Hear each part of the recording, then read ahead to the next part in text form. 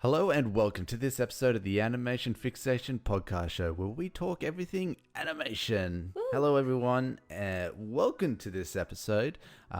We're trying something a little bit different, so for all of our regular listeners would know that we have a scripted beginning, and we thought we might try to mix things up a bit, make it feel a little bit more natural. So we're just going to wing it, basically. See where the vibes take us.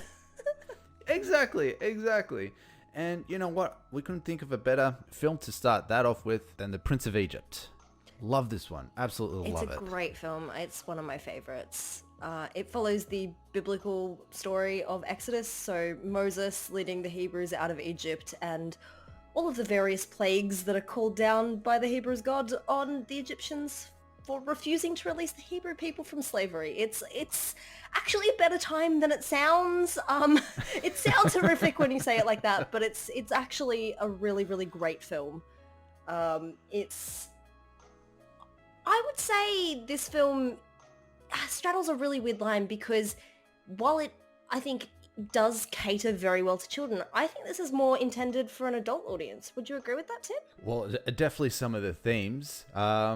But it's funny because when this was being advertised, it was aiming so strongly at kids. Like they were offering, there were Happy Meal toys, all that sort of stuff like that you would expect with Disney films. Well, it is DreamWorks trying to compete with Disney on their level, so... Well, it's very easy for people to mix this up with Disney films. So, sorry, let me rephrase that. This is DreamWorks successfully competing with Disney on their level. Yes, exactly. Yes.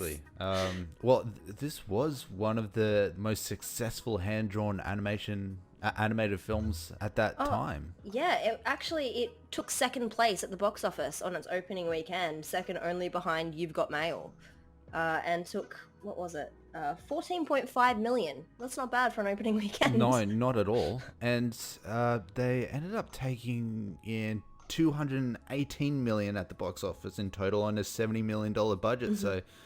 Yeah. Not bad. Very successful. Hugely successful, especially one that's touted as a kid's film. But again, with a lot of the themes, it's easy to think that this is more of an adult film. I mean, there's still some kiddie humor in it, but it's not overly funny at all. No. But at the same time, there's still so many things about this film that kids can definitely get into. The songs are fantastic. Oh, the songs are incredible. Very memorable. The visuals. Oh, I can't get over Stunning. the visuals. Absolutely stunning. The characters are all likable. Yes. And also relatable. Even the Rameses. Even though I feel he's for him. You do. And I think that because they built the relationship up between Rameses So well. and Moses so well. You feel the pain between both of them when they realize that they can't be brothers anymore. Yeah. Rameses is constantly in his father's shadow and trying to live up to those expectations, and Moses is trying to do what is right, but there's still that love that they have for each other, and it's right there through the very end, and it's done so well. Yeah. You can't really say if this is purely a kids film or an adult's film. It plays really well to both. I think part of that is because it is so well researched, because this isn't just an original script idea. This is based on a religious text. And so you do have to show a lot of sensitivity and a lot of respect when handling that, even if it's not your religion. It's whatever religious text you're picking up has to be done with a lot of great care and in consultation with the community. So I do know that they had about 600 religious experts. Whoa, 600! It's a lot. I knew they brought in a couple. Couple hundred, Tim. Couple hundred. Wow, that's definitely doing your research.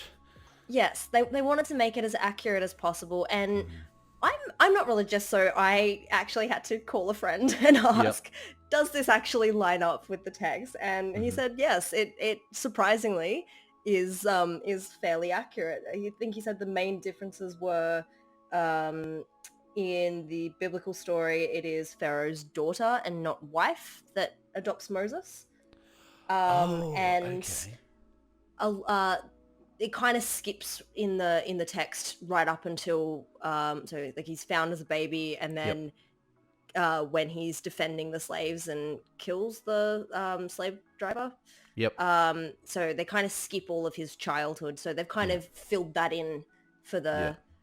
the plot of the film, just to give it a Yep. bit more, Of narrative course. niceness. Well, I mean, at the beginning of the film, it does state in text that they have taken some creative liberties, but to be You honest, have I to. think, of course, you have to, regardless of what sort of text you're converting into film.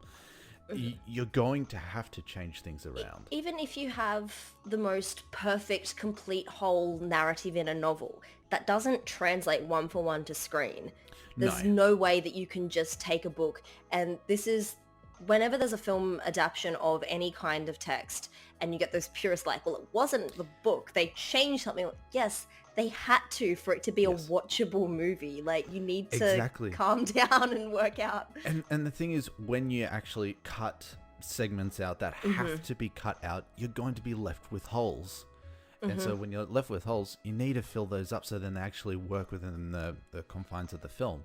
So writers really have no choice but to make subtle changes here and there.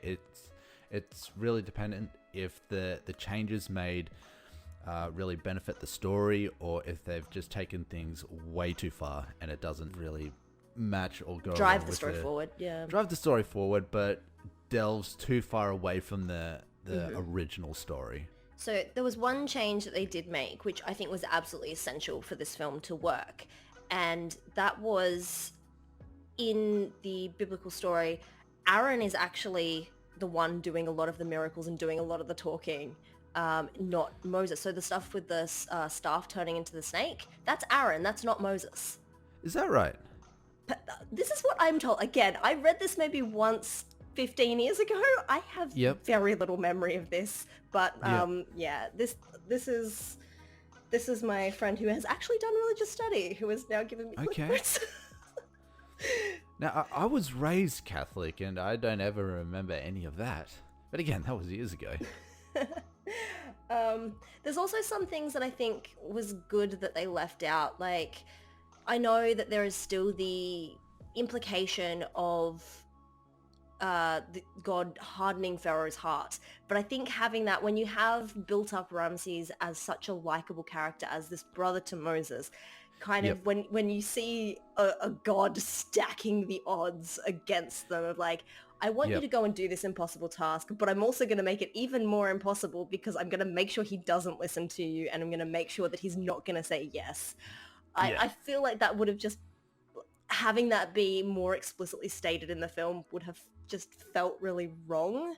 It would have. Yeah. Like, how they actually did it, it made it feel like Moses and God are trying to convince Rameses to let the Hebrews go. And he's so... stubborn? Thank you. He's so stubborn. Surprised you forget that word, Tim. Hey! No, it's true.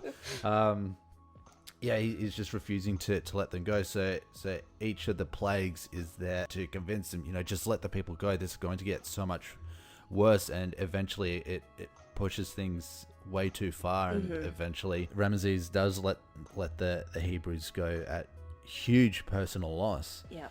So one element of filmmaking that really helps the story is the music. Yes. And the songs in this film are incredible. They're phenomenal. They're really, really good. Now, they were composed by Hans Zimmer and Steven Schwartz. So these guys know what they're doing. Absolutely. And straight off the bat, as soon as we get into the film, we get the song Deliver Us. Oh, yes. But the way that the instrumental for that is worked in throughout the whole film, it's so beautifully done. Absolutely. So Deliver Us bookends the film. So it feels, as well as narratively, tied up really beautifully. Musically, it is tied up very beautifully. It all comes to this beautiful conclusion. There's always this little theme of Deliver Us that comes through all the way through the film. And it's just phenomenally done. I will be the first to admit I love music, but I sometimes struggle to pick the subtleties of it in films because I get swept away in the majesty of it. Of course. This is one where I cannot help but be like, I see the mastery. It's just incredibly done. Well, I mean, it did win an Academy Award for Best Song for When You Believe. As it should. That was with Mariah Carey and... Not. Please tell me it's not that version. That was the version that won Best Song. Okay, sorry. No, this is going to be me going on a tangent for a minute.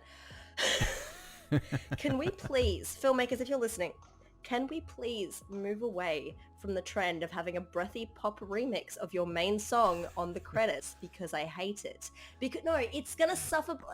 When you have two things that are similar and not quite the same next to each other, your brain wants to pick which one is better. So if you give me a really slapping song in the film and then you do a cover of it in the credits, I then have to pick in my brain which one is better. And if it's the one in the end credits, the film will suffer for it. And if it's the one in the film, I'm going to be sitting through the credits shuddering. Please do not do... And just, it was so breathy. Why was it so breathy? Because it was the 90s. Okay, yeah, that's a valid point. I forget this sometimes. I'm sorry. Regardless, it was still a really good song. And I love the fact that they incorporate Hebrew into the song as well. That's just a beautiful touch. And not only the vocal songs in this were amazing, the scene that gets me every single time is the scene with the burning bush. Yes. Everything about that scene is masterful. I get chills every single time I watch it. I've watched this film 100 times. I still to this day get chills watching it. Visually, the music, everything, it's just so well done. And I love the fact that they incorporated all the elements into this scene. So obviously you have fire with the burning bush. You have earth with God saying that remove the sandals from your feet, you're standing on holy ground. You have the wind when you see the Moses kind of being lifted up into the air and blowing around. There's the reflections on the walls are water ripples. Exactly. Yes. That was the other one. So you could make the bad joke that Captain Planet is going to pop out of the bush, but it's just one of those scenes that just gives you chills each and every time. And I thought it was very clever too that they got Val Kilmer, who did the voice of Moses, to also do the voice of God as well. So here's the interesting thing, actually. They were trying to avoid controversy when doing the voice of God. So what they actually did was they had all of the main cast record the lines at a whisper, and they were going to layer them all together. But then they realized that it wasn't quite strong enough. They needed a voice to carry the performance. So they gave it to Val Kilmer as kind of the idea of this inner voice, the inner him talking to himself.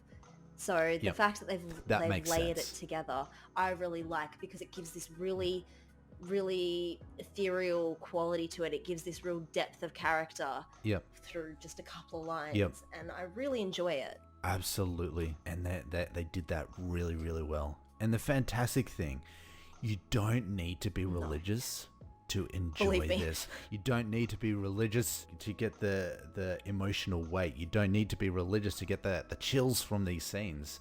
It's just so well done. It's phenomenal. And I don't know if you noticed this, Tim. I found that the way that they did fire actually changed throughout the film. So if you look at the way that the fire is done in Egypt, it has a little bit more of that kind of realistic fire style. But when you get out to Midian and the burning bush, from the start, from when he starts off living with the Midian people, the fire takes on this slightly more stylized, fantastical quality. And then when you get to the burning bush, while it still does look like fire, it also then has that more mix of other elements and this really fantastical ethereal quality. And so like the way that they've changed the fire between the two cities is just beautiful. This beautiful little nod to this magical place versus this kind of more harsh realism. I mean, the designs in general are so well done in this. And you can tell that they've really put thought into this. Even their use of color. So with regards to Pharaoh, he's usually surrounded in blues. whereas with Moses, it's more the earthy golden colors. So they've put thought into every single little detail.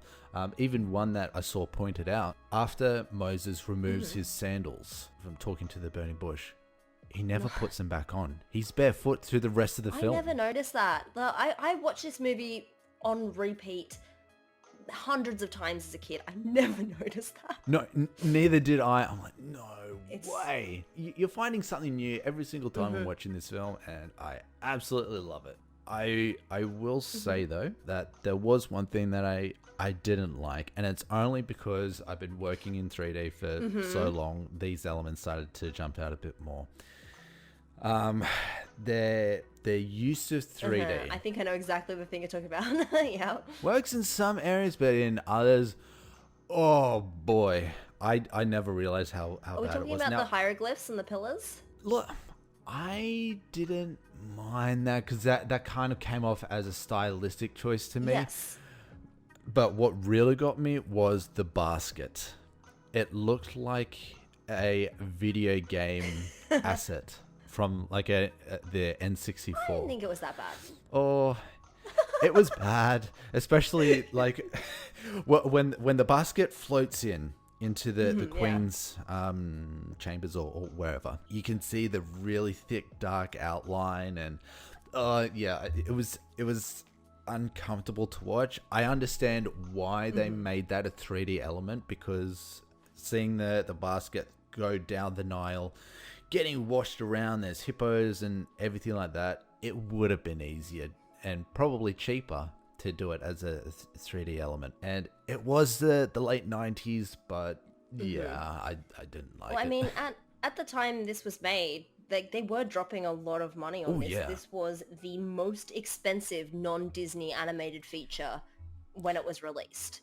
But you can tell that serious money and talent was put into this. Oh, absolutely. The parting of the Red Sea, that's a 4-minute screen time scene. It took 2 years to animate. 2 years? 2 years. You know what? Even though it took 2 years, that was 2 years well worth it. Well spent. Because this was one of the most highly anticipated films of the year when it was released, they had to send it to cinemas under a security title. And this is probably just the literary nerd in me finding this very, very interesting. Yep. I also love random security title facts. Okay. The security title for this was Edgar Allan, because Prince of Egypt, POE, Poe. So they called it Edgar Allan. That's an interesting one. I did not know that. No one would have picked it. But going to back to Parting of the Red Sea. Yes. Visually, there's no other words for it. It is absolutely spectacular. Yes. You think that the burning bush scene was amazing? That was masterful filmmaking right there. But the Parting of the Red Sea, every single time my mouth just drops open, I'm just like, that's amazing. Getting to see those flashes into the water, so with the storm raging outside, and it's like this little channel through the water is like the eye of the storm, just this calm, beautiful, tranquil. You've got, the flashes of the lightning illuminating these huge and massive creatures off in the distance, and this real sense of actually the way that this whole film plays with scale is incredible, because you always have these beautiful, beautiful shots of Moses and Rameses quite small in frame against this beautiful, majestic, large backdrop. So in Egypt, it really shows just how much bigger the world is to these two characters. But also the enormity of their task, both the enormity of Rameses to live up to the image of Pharaoh, literally him and Seti when they stand with their own faces carved behind them, so much larger than life. The fact that they have this image that they have to live up to, and that's why they're never going to back down. And the fact that there is the enormity of the world and the reality of it that Moses is facing. Yep. It's just such a beautiful, beautiful visual. And on that note of scale, when Moses leaves Egypt, one thing that was very, very clever that the filmmakers used So you see Moses making his way through the desert. But what happens is it starts off with Moses fairly close to camera on the left-hand side of the frame. But each cut, he's getting a little bit smaller, further away from camera, and he's moving a little bit further across the screen.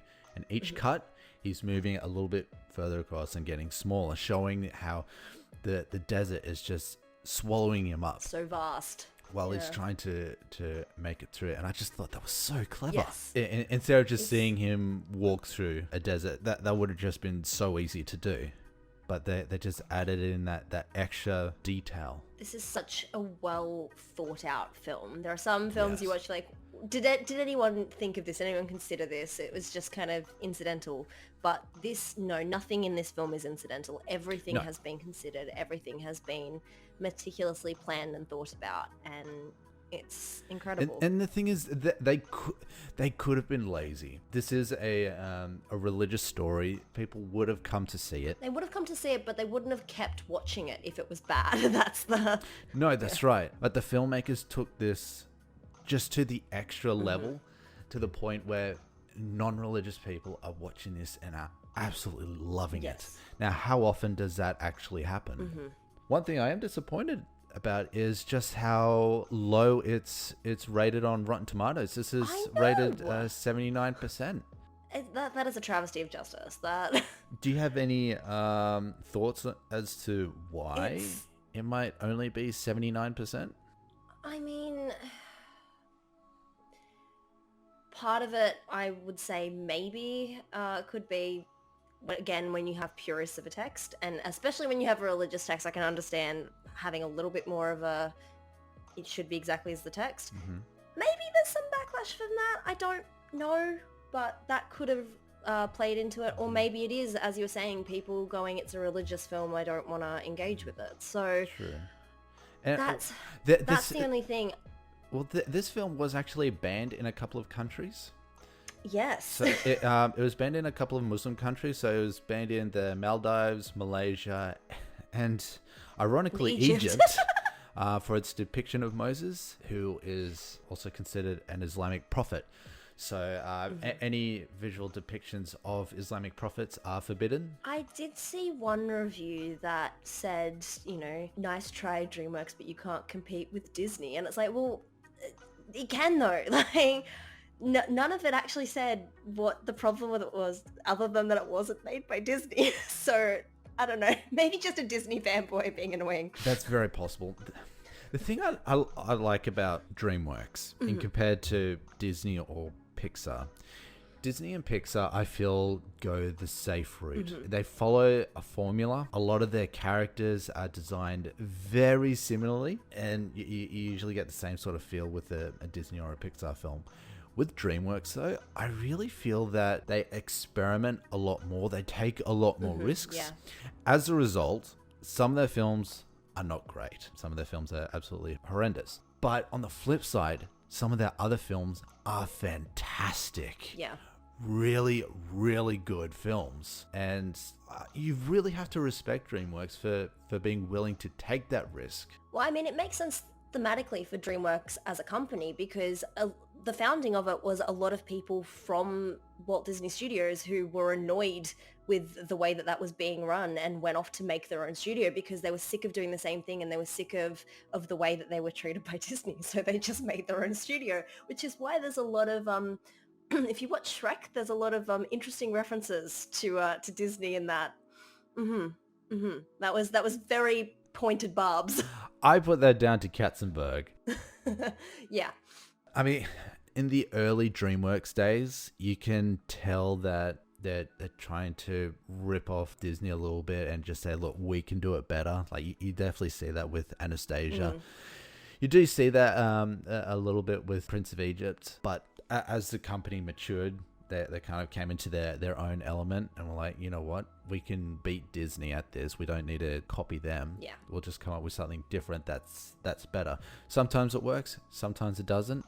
But when it works, it really works. Oh, yeah. And DreamWorks really hit this one out of the park. I mean, I'm struggling to think of a film, particularly one now that's, 24 years old, that has such an impact on people, because you mention the Prince of Egypt and everyone will immediately know at least one song and be able to start singing it without music.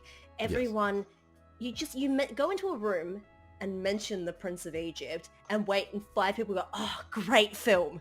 Yes. It's just the rule of nature at this point. You mention the Prince of Egypt and someone will start fangirling. It's phenomenal. There's always one person in every room. Prove me wrong. Of course. And this film warrants it. It's earned it. Absolutely. It's got rewatch value. It's got incredible music. It's maybe missing a little bit of I mean, compared to some other films, it probably doesn't have quite as strong an emotional tie-in, but you know, it's also, that's the story it's telling. This is the nature of the story it's telling, and they've built so much in there to make up for what's actually missing from the biblical text. So I don't think you can ask for too much more. Even if it's missing a little bit of that emotional tie-in, you get the emotion from other places. You get the emotion from the relationships that are built between all the different characters, not just Rameses and Moses, but between Moses and his siblings. Yeah. You know, even how much pain Moses felt when his nephew died. All the relationships are there, even with Moses' adoptive parents. Yeah. It's all there. It is. And like, just the way the story is told, this is the text that they are creating. You can't kind of add in more than is there to an extent without changing the nature of the story. So, which people would have a problem with. So, of course, you do need to find that balance, and unless you're a religious purist, I think most people are going to be very happy with the story. You should be. It was incredibly well researched. They put a lot of money into making this. As please appreciate their efforts. Well, you can't turn your nose up at what? Did you say 600? 600. Crikey. Yeah, now that's effort. Yeah. So, was there anything that you didn't like about the film? Just the breathy pop remix in the credits. That's literally my only complaint. So, yeah, I guess that did date the movie a little bit. Yeah. But the rest of the film, you could definitely say that it's timeless. Well, it's a timeless story, and the animation was so well done. It's so clean. It's going to hold up for a very long time yet. Yes. Also, I don't think we've mentioned, I mean, we've touched a little bit on the music and we've touched a little bit on the voice acting, but can I just say once more, the voice acting in this is phenomenal. It is a star-studded cast, and they are all delivering their A game. They are. There's also 5 of the actors are actually singing themselves, which... Is that right? Yeah, mostly, particularly at this stage, a lot of times you would have one person doing the actual voice performance and then someone else doing the singing. Like, you think of Mulan, it's not Ming-Na Wen singing for Mulan. There's another singer actually delivering those songs. But, you know, Ralph Fiennes, Michelle Pfeiffer, Martin Short, Steve Martin, and Ofra Haza all sang their own songs in this film. And actually, this is a very interesting fact about Ofra Haza. She is the voice of Yocheved, Moses' mother. She recorded her lines for the film in 17 languages for the dubs. Whoa. Yes. That woman is a powerhouse. That is impressive. That is so impressive. I saw that and I'm like, you what now? You what? But it just goes to show that everybody, not just the creative leads, not just the artists, but the actors as well, everyone put their absolute A game on for this film, and it shows. Yes, it does. Well, coming to the end now, Caitlin, what would you rate this film? Out of 5 stars, I'm going to give it a 4.8. It loses 0.2 for the breathy pop remix in the credits. Okay, that's fair. This is my hill to die on, Tim. For me, that adds nostalgia. For me, that adds nostalgia to the 90s. I would also give it a 4.8. Not for the music. Join me. Which, again, for me, that's nostalgia.